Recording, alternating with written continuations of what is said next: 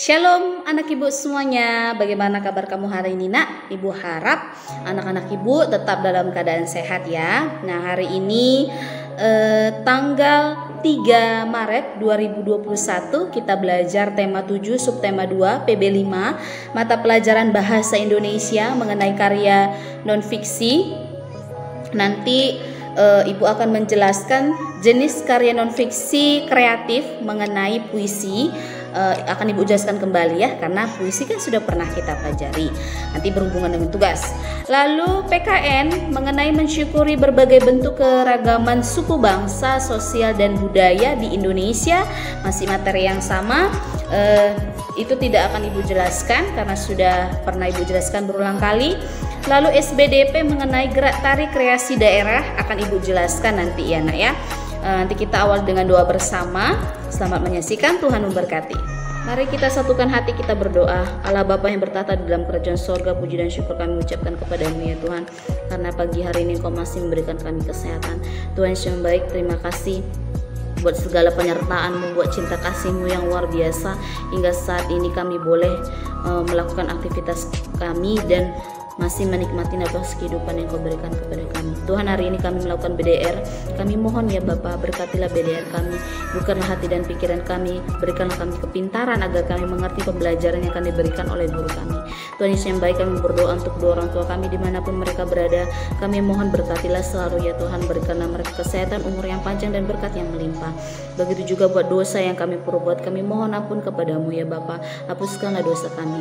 Tuhan Yesus yang baik, kami berdoa untuk sekolah kami, di mana rumah kedua kami, di mana tempat kami mendapatkan ilmu ya Bapa. Kami mohon berkatilah selalu sekolah kami, jauhkanlah dari orang-orang jahat ya Tuhan. Jangan biarkan orang jahat tersebut merusak sekolah kami ya Bapa. Kami mohon ya Tuhan, berkatilah selalu ya Bapa. Begitu juga aktivitas kami mengenai COVID-19 ini, hingga saat ini belum selesai juga. Bapa yang baik, hamba mohon, kami mohon ya Tuhan, selesaikanlah COVID-19 ini agar kami boleh melakukan pembelajaran seperti biasanya ya Tuhan. Belajar di sekolah, bertemu dengan teman, guru, bercanda bersama, belajar bersama ya Bapa. Kami mohon, terimalah doa kami, di dalam nama Tuhan Yesus Kristus kami berdoa dan mengucap syukur. Amin. Baik anak-anak ibu, pertama sekali ibu akan menjelaskan mata pelajaran bahasa Indonesia mengenai jenis-jenis non-fiksi, yaitu jenis non-fiksi kreatif. Nah, jenis non-fiksi kreatif ini akan ibu jelaskan kembali. Berawal dari data yang otentik, kemudian pengembangannya berdasarkan imajinasi yang pada umumnya dalam bentuk novel, puisi, dan prosa. Nah, maksudnya di sini non-fiksi kreatif ini, kalau kita mau buat sebuah karya pada jenis non-fiksi kreatif, terlebih dahulu kita mencari data-datanya, data-data bahan kita untuk menulis karya tersebut. Nah, datanya itu harus lengkap, datanya itu harus benar, sesuai dengan fakta, tidak boleh kita karang sendiri. Nah, setelah kita mendapatkan data yang kita butuhkan untuk karangan kita, karya tulis kita, lalu kita hubungkan dengan imajinasi kita. Imajinasi itu hayalan kita, lalu kita rangkailah menjadi sebuah karya yang menjadi karya yang berpaduan dengan yang sebenarnya dan tidak sebenarnya. Itu dia perbedaannya ya nak ya, dengan karya non-fiksi murni. Kalau dia kreatif, perpaduan dengan data yang kita miliki, dengan fakta, dan perpaduan dengan imajinasi kita, hayalan kita. Nah, contohnya itu adalah puisi. Nah, di sini Ibu akan menjelaskan kembali mengenai puisi yang sudah pernah kita pelajari pada tema 6 subtema 1 PB 1. Puisi atau disebut dengan syair. Nah, puisi ini karya sastra hasil ungkapan pemikiran dan perasaan manusia yang bahasanya terikat oleh irama maupun rima yang menggambarkan perasaan pengarangnya. Nah, yang dimaksud dengan irama ini, tinggi rendah nada, panjang pendeknya atau keras lembutnya suatu suara. Nah, kalau dia rima itu persajakan, bunyi-bunyi yang ditimbul oleh huruf atau dikatakan kata-kata, larik setiap baitnya. Nah, larik itu dia isi puisinya, dan bait itu per bait-bait dalam isi puisi. Maksud dari rima ini misalnya karena ibu mengucapkan bersama. Nah, itu adalah rima, sajak, huruf-huruf yang ibu ucapkan. Nah, itu dia maksudnya ya. Nah, puisi ini terbagi dua jenis menurut zamannya. Ada puisi lama yang pertama, yaitu puisi yang masih terikat oleh aturan-aturan. Nah, aturan-aturan dimaksud itu adalah rimanya, lalu iramanya, terus sajaknya, baitnya, lariknya. Nah, itu dia maksudnya aturan-aturan lama. Lalu ciri-ciri puisi lama. Ciri-ciri puisi lama itu biasanya berupa puisi rakyat dan tidak diketahui nama pengarangnya. Yang kedua, puisi lama masih terikat oleh berbagai aturan-aturan seperti yang ibu katakan tadi, jumlah baris pada setiap baitnya, sajak serta jumlah suku kata pada setiap barisnya. Yang ketiga, disampaikan dari mulut ke mulut dan dapat disebut juga dengan sastra lisan. Lalu biasanya berisikan tentang kerajaan. Nah, jenis yang kedua, puisi baru. Nah, puisi baru ini puisi yang sudah tidak terikat oleh aturan-aturan. Nah, aturan-aturan dimaksud tadi yang ibu jelaskan tadi mengenai jumlah baris, rima, irama, sajak, dan seterusnya. Nah, ciri-cirinya yaitu diketahui nama pengarangnya, mengetahui siapa penulisnya, lalu perkembangannya secara lisan dan tertulis. Lalu yang ketiga, tidak terikat oleh berbagai aturan seperti rima, jumlah baris, dan suku kata. Yang keempat, biasanya berisikan tentang kehidupan kita sehari-hari. Itu dia nak ya. Namun kalau misalnya ada pertanyaan perbedaan puisi lama dengan puisi baru, nah jawabannya yang mudah adalah nak, kamu sebutkan saja ciri-cirinya. Ciri-ciri puisi lama apa, ciri-ciri puisi baru apa. Nah, itu sudah dikatakan perbedaan. Jawabannya sudah tepat ya nak ya. Ibu harap kamu memahaminya. Nah, lalu kalau kita mau menganalisis sebuah puisi, nah ini ada unsur-unsurnya nak, bagian-bagiannya yang harus kita ingat. Yang pertama, tema, ada nada dan suasana, perasaan, amanat, imaji, dan diksi, yaitu pilihan kata. Ibu lanjut ya nak ya, karena ini sudah pernah ibu jelaskan. Oke, ini ada contoh puisi Cita-Citaku. Ini dia ada di hadapan kamu. Nah, ini ada hasil karya dari teman kamu. Caranya menulis puisi itu bagaimana, Bu? Nah, cara menulisnya itu sudah pernah ibu jelaskan. Terlebih dahulu kita harus menentukan temanya, lalu kita mencari inspirasi.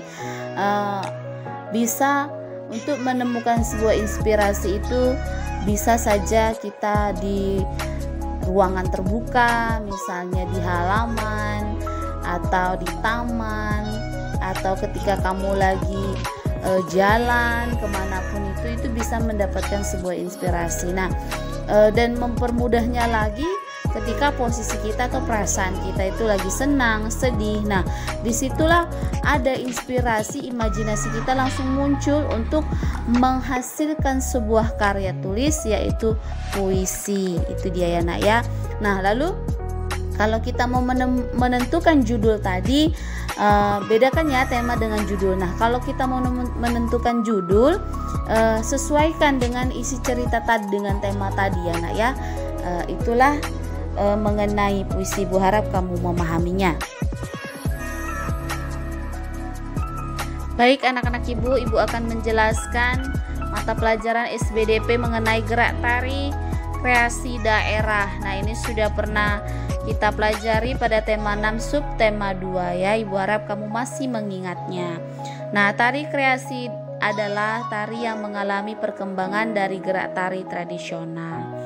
Nah, tari kreasi itu bisa dikatakan gerakan secara berirama yang senada dengan alunan musik. Nah, lalu dilakukan di tempat dan waktu tertentu untuk mengekspresikan perasaan, maksud dan pikiran serta menyampaikan pesan melalui seseorang maupun kelompok.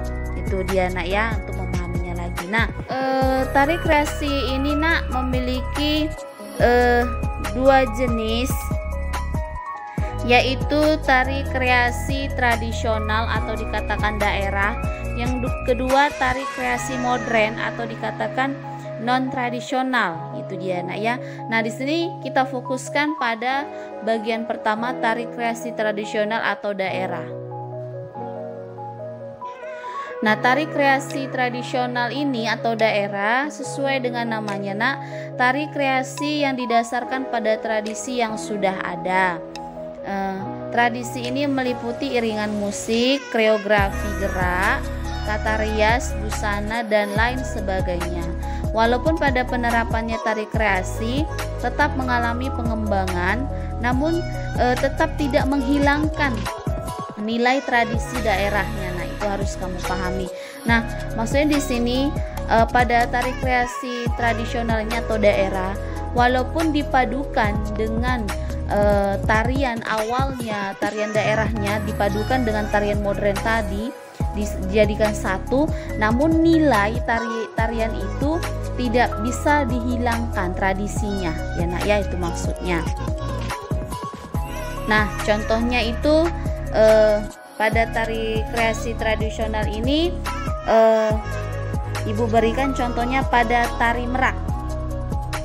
Nah, itu ada di hadapan kamu. Ibu akan menjelaskan tari merak yang berasal dari Jawa Barat. Tari kreasi baru ini dalam setiap gerakannya mengadaptasi dari perilaku burung merak yang bercerita tentang bagaimana burung merak jantan dewasa sedang mencari betina dengan menggerakkan ekornya saat itu. Tampak seperti tarian yang merupakan inspirasi dari tari merak lahir. Lalu yang kedua, tari sakura. Nah, tari sakura ini berasal dari Lampung Barat. Tari ini biasanya ada saat acara pesta sakura ataupun pesta lain yang diadakan di daerah Lampung. Nah, tari sakura merupakan salah satu unsur dari pesta budaya sakura, yaitu gaya gerak sakura. Berawal dari gaya gerak sakura sehingga cenderung diwujudkan dalam bentuk tarian sakura. Nah, tari sakura yang dipentaskan dalam bentuk adegan tari dengan titik beratnya tidak pada macam tarian dengan pola tertentu. Nah, selanjutnya tari nguri. Tari nguri ini berasal dari Sumbawa, tepatnya Nusa Tenggara Barat atau NTB. Nah, diciptakan oleh Mahmud Dea Batekal dan diperbarui oleh pegawai Dinas Pariwisata Kabupaten Sumbawa bernama Hasanuddin. Nah, itulah nak ketiga contoh yang ibu berikan. Masih banyak lagi tari kreasi tradisional yang ada di Indonesia. Nah, perlu kamu ketahui tari kreasi tradisional ini tari yang mengalami, ibu ingatkan lagi, tarian yang mengalami perubahan dari tari tradisi, baik bentuk, gerak ataupun aspek lainnya, tetapi tetap dalam konteks ciri khas dari tari daerah tersebut. Nah, demikian pembelajaran kita. Oke, anak-anak ibu, kamu baru saja menyaksikan penjelasan yang ibu berikan. Untuk tugas kamu itu yang pertama, bahasa Indonesia. Kamu membuat karya non-fiksi kreatif, yaitu puisi. Berarti kamu, ibu tugaskan membuat puisi bertema, ya, bertema pembelajaran daring, BDR, belajar dari rumah ya. Itu yang pertama. Yang kedua, SBDP.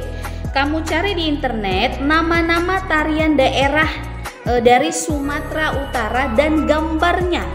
Judulnya begini, nama-nama tarian daerah dari Sumatera Utara. 1. Apa nama tariannya? Sudah, baru di bawahnya kamu tempel gambarnya. Ya, gambarnya kecil aja, nggak usah besar-besar. Itu dia. Itu sajalah tugas yang Ibu berikan. Ibu harap kamu mau memahami pembelajaran kita hari ini dan tugas kamu ya. Jangan lupa diakhiri dengan doa. Tuhan Yesus memberkati. Shalom.